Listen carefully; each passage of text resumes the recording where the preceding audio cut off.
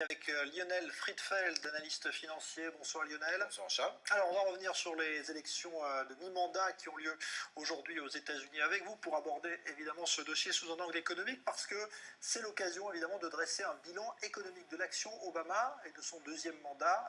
Quel est-il ce bilan? Alors effectivement un bilan assez mitigé en fait de ce mandat à mi-terme d'Obama. Simplement alors malgré deux chiffres qui sont intéressants, une croissance de 3,5% au troisième trimestre de façon annualisée sur 2014 et un taux de chômage de 5,9%.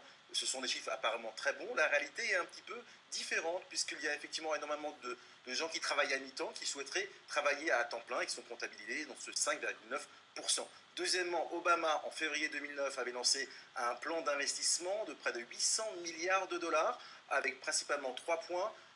Un tiers de ce plan, 250 milliards, était investi notamment pour réduire les impôts aux États-Unis. Mais en fait, les ménages en ont profité pour le mettre à la banque et pas effectivement pour faire de la consommation. Ça aurait été intéressant. Deuxièmement, un tiers de ces fonds, à peu près 250 voire à 280 milliards de dollars, ont été faits pour financer des États américains qui étaient quasiment en déficit, notamment sur des programmes de santé et d'éducation. Et simplement 250 milliards de dollars ont été investis réellement dans l'économie sur des plans d'infrastructure pour faire du train, des autoroutes. Mais sur ce chiffre et cette enveloppe, simplement 50% ont été investis, 50% ne sont pas investis.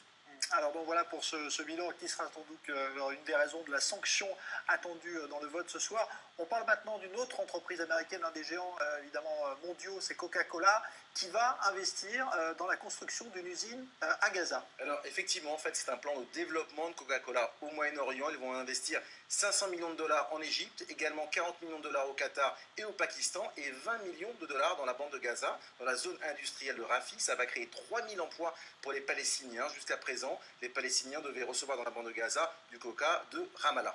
Merci beaucoup Lionel Friedfeld, analyste financier, donc, pour cette information. L'armée israélienne